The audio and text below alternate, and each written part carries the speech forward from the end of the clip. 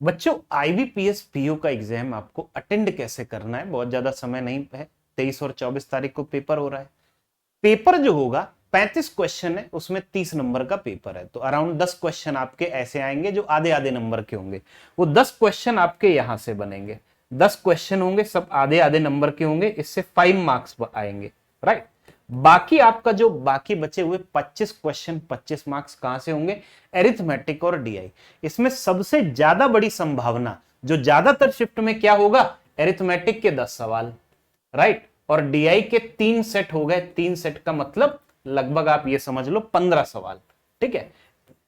एक तो ये चीज हो गई, या ऐसा भी हो सकता है कि हो सकता है एरिथमेटिक के 12 सवाल दे दिए जाएं और डीआई के हो सकता है 13 क्वेश्चन, समथिंग लाइक दैट, इस तरह का भी हो सकता है। तो डीआई के जो आपके 3 सेट्स आएंगे वो उसमें 2 होंगे ग्राफ वाले, 2 होंगे ग्राफ वाले और एक होगा आपका केसलेट डीआई। 2 होंगे ग्राफ वाले, एक होगा केसलेट डीआई। केसलेट डीआई मतलब जहां पे डेटा पैराग्राफ फॉर्म में दिया जाता है। इस तरह का आप पेपर एक्सपेक्ट कर सकते हो। ज्यादा समय है नहीं, मैं पहले से ही बता रहा हूं आपको करना क्या है। तो जब भी आप पेपर में जाओगे ना, तो आपको सबसे पहला जो आपका फोकस रहेगा वो फोकस रहेगा कि आपको एरिथमेटिक एंड डीआई पे पहले फोकस करना है, बाद में आप आधे आधे नंबर के सवालों पे आना, ठीक है। आप ये मत समझना कि ये जो है ये इजी चैप्टर होते हैं, नहीं, सिंप्लीफिकेशन जनरली पीओ में नहीं पूछा जाता। सिंप्लीफिकेशन जो है क्लर्क लेवल का कंसेप्ट है, मतलब उसका चैप्टर है, पीओ में नहीं पूछा जाता। तो आपको एरिथमेटिक सबसे पहले कोशिश करनी है और साथ में जो जो डीआई के सेट बीच में आते जाएं आप उन्हें भी सॉल्व करते जाएं। एरिथमेटिक के 10 या 12 जितने भी क्वेश्चन आ रहे हैं उसमें 3 से 4 क्वेश्चन होंगे वेरिएबल बेस, बाकी क्वेश्चन आसान होंगे। आसान का मतलब है इजी टू मॉडरेट लेवल, बहुत ज्यादा टफ सवाल एरिथमेटिक में भी प्री लेवल पे नहीं पूछे जाएंगे, ठीक है। तो बाकी इसी तरह की स्ट्रेटजी अपनानी है कि एरिथमेटिक और बीच बीच में जो जो डीआई आती जाए आप उसे करते जाओ।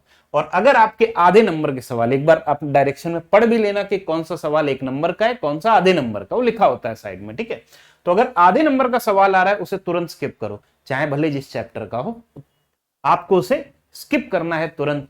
मुझे पता है कि आप में से कई सारे बच्चों के फेवरेट चैप्टर ये होंगे, राइट ना, फटाफट सवाल हो जाते हैं, बट इन्हें स्किप करो, टाइम वेस्ट होगा। बाद में अगर समय बचे, जैसे लेट से आपके पास 2 मिनट का समय बचा हुआ है बाद में, तो या 1 मिनट का समय बचा हुआ है, तो 1 मिनट के समय में आप एरिथमेटिक नहीं सॉल्व कर सकते हो, डीआई तो बिल्कुल नहीं कर सकते हो। 1 मिनट के समय में होता क्या है, क्योंकि 1 मिनट में आप एरिथमेटिक का सवाल तो कर सकते हो, लेकिन उसमें होता क्या है, डर लगता है। डर लगता है मतलब प्रेशर होता है ज्यादा, तो गलती होने के चांसेस होते हैं। तो आप उस 1 मिनट में ये जरूर सॉल्व कर सकते हो कि 2-3 नंबर सीरीज के क्वेश्चन निपटा दिए, वो जरूर होता है, या क्वाड्रेटिक या अप्रोक्सीमेशन निपटा दिया।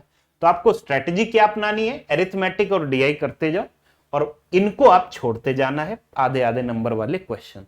इस तरीके से करोगे तो श्योरली आप ना 25 के अराउंड तक पहुंच सकते हो, 25 प्लस आपके मार्क्स भी आ सकते हैं। इस तरीके से अगर आप करके जाओगे, सही से पढ़ाई करके जाओगे, ओके। तो इसका ध्यान रखना।